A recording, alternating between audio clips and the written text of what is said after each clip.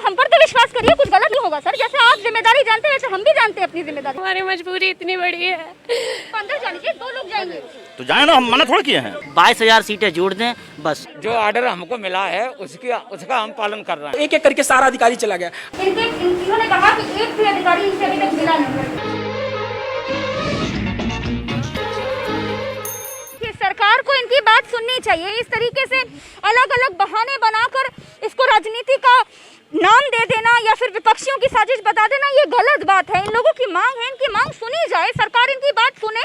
बातचीत से हर मसला हल होता है। बात ही तो करना चाहते हैं अधिकारियों से। कोई चलिए, सबको नहीं लेकर जाएंगे, सबको नहीं लेकर जाएंगे, एक आदमी को ले जाएंगे।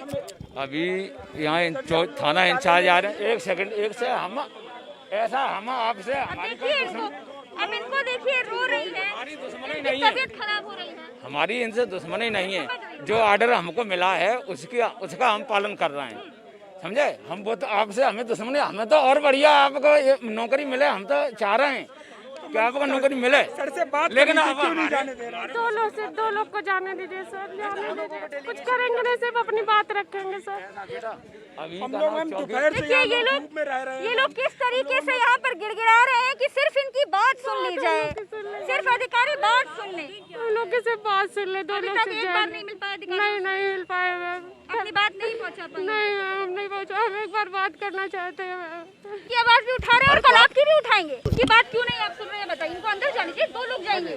तो जाए ना, हम मना थोड़ा किए हैं। जाने तो दीजिए सर। तो 2 लोग जाए। 2 लोग चलिए, आइए। नहीं, बाकी को हटा रही हूँ। चलिए 2 लोग आइए। इनको देखिए सर, इनको देखिए सर।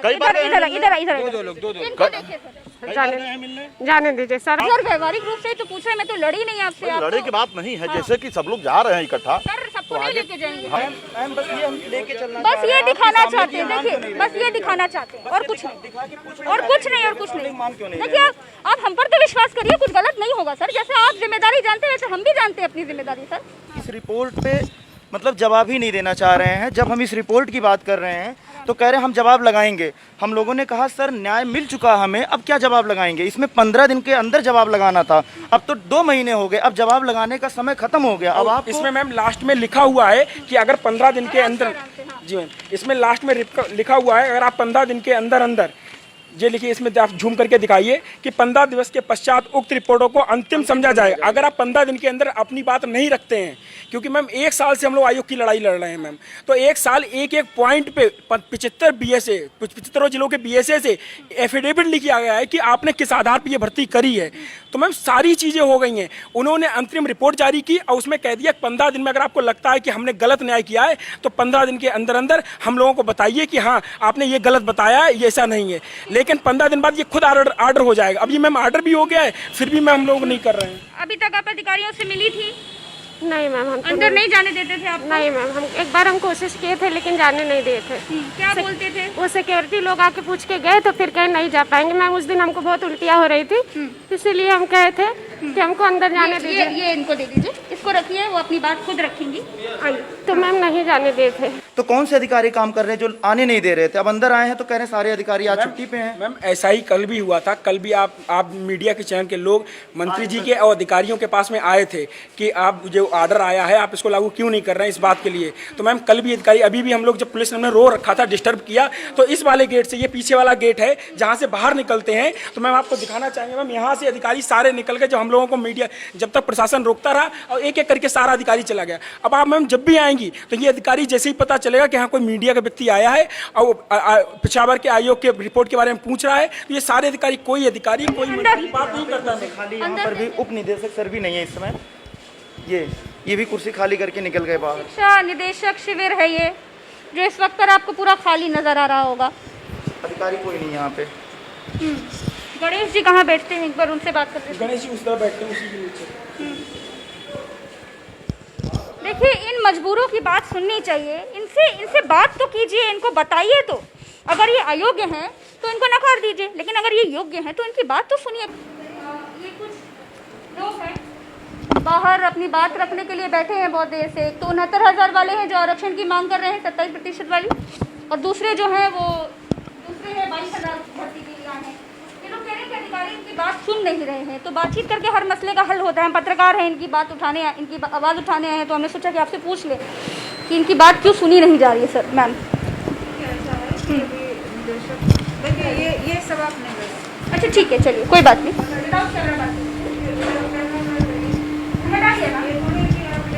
नहीं बात सुनिए, नहीं आप दूसरों की तरह हमें मत समझिए। हम बस इनकी बात, वो बेचारी महिला है, इनको देखिए ना, मैं रो रही थी, बेहोश हो गई थी, इसीलिए मैं इनको लेकर के आई। मुझे इनको देखकर बहुत तरस आ रहा था, इसीलिए मैं इनको यहाँ लाई हूँ। इन्होंने कहा कि एक भी अधिकारी इनसे अभी तक मिला नहीं। बंद कर दीजिए, कोई बात नहीं, फायदा नहीं है, हम कैमरा पे बात करेंगे तो इनकी बात नहीं पाएगी, हमारा मोटिव इनकी बात है। इनको सोल्यूशन कैसे मिलेगा, कहाँ से मिलेगा, बस इतना हमको बता। इलाज कराना है, हम लोग को जॉब दे दीजिए, 22,000 सीटें जोड़ दीजिए। मैं बहुत परेशान हूँ, मेरे अब्बू को कैंसर है मैम, 3rd स्टेज का। प्लीज आप कुछ करिए, किसी से बात करके करा दीजिए, 22,000 सीटें ऐड करा दीजिए। एक ही लक्ष्य, एक ही नारा, 22,000 सीट हमारा। क्या कहना चाहते हैं आपका मुद्दा क्या है? हमारा मुद्दा मैम यही कि 22,000 सीटें जोड़ी जाए, योग्य अभ्यर्थियों के साथ न्याय हो, क्योंकि 110-115 नंबर पा के अभ्यर्थी इस सिलेक्शन से वंचित रह गए। जब बेरोजगारी की बात कही जाती है कि देश में बेरोजगारी से बुरा हाल है, लोग सड़कों पर हैं, तब कहा जाता है कि योग्य उम्मीदवार नहीं है। मैम योग्य उम्मीदवार बिल्कुल हैं, पढ़ने में टैलेंटेड अभ्यर्थी हैं। हम लोगों ने दिन रात पढ़ाई किया, नतीजा ये हो कि 115 नंबर पा के भी हम लोग बेरोजगार हैं, 90-97 नंबर पा के लोग इस वैकेंसी में सिलेक्शन ले लिए हैं। मैं चाहती हूँ कि सबसे पहले अपनी नज़र आप इसमें ज़रूर दौड़ाएं, लोगों के बैनर पोस्टर देखें, इनके हाथ में कलम होनी चाहिए, इनका काम पढ़ने पढ़ाने का है, लेकिन इस वक्त ये आंदोलन में है, धरने में है। क्यों कर रहे हैं ये लोग, ये भी मैं आपको बताऊंगी, लेकिन पहले मैं आपको इनके हाथों में जो बैनर पोस्टर है वो दिखा दूं। आपको हमारे देश का जो भविष्य है वो नजर आ जाएगा कि किस तरीके से हमारा देश का युवा इस वक्त पर सड़कों पे पड़ा हुआ है। आप लोग कब से हैं यहाँ पर, कैसे आई, घर से, घर कहाँ पर है? मैम मेरा नाम सोनल है, मैं बाराबंकी से आई हूँ। आज हम लोग का 12वां दिन है और कोई भी अधिकारी हम लोगों से एक बार भी बात करने नहीं आया, कोई आश्वासन नहीं, कोई भी, मतलब यहाँ से वो निकलते हैं, हम लोग को देखते हैं, चले जाते हैं। कहा जाता है कि देश में बहुत रोजगार है, करोड़ों लोगों को नौकरियां मिल गई, सरकार कहती है कि एक भी भर्ती ऐसी नहीं है जो खाली हो। तो आप लोग कहाँ से आ जाते हैं? ये कौन सा चमत्कार है जब सरकार टीवी पर बड़ी बड़ी प्रेस कॉन्फ्रेंस में सरकार के लोग, शिक्षा मंत्री और तमाम बड़े लोग ये कहते हैं कि देश में एक भी भर्ती खाली नहीं है, हमने तो करोड़ लोगों को रोजगार दे दिए। तो दिखाइए जितेंद्र जी, आप दिखाइए कि किस तरह से ये बेरोजगार सड़कों पर पड़े हुए हैं। कौन है आप लोग, कहाँ से आते हैं? सरकार तो कुछ और कहती है, आप लोगों की बात कुछ और है। नहीं मैम, बेरोजगारी बहुत ज़्यादा है। मैं खुद 2013 BTC हूँ, पिछले 6 साल से हर वैकेंसी में धरना दे रही हूँ, लेकिन कहीं भी कोई सुनवाई नहीं होती है। हम बस सरकार। घर में कौन कौन है आपके? मैं, मम्मी है, पापा हैं, भाई बहन है, सबकी शादी हो गई है। पापा मेरे रिटायर हैं, प्राइवेट टीचर थे। मम्मी मेरी बहुत बीमार रहती हैं।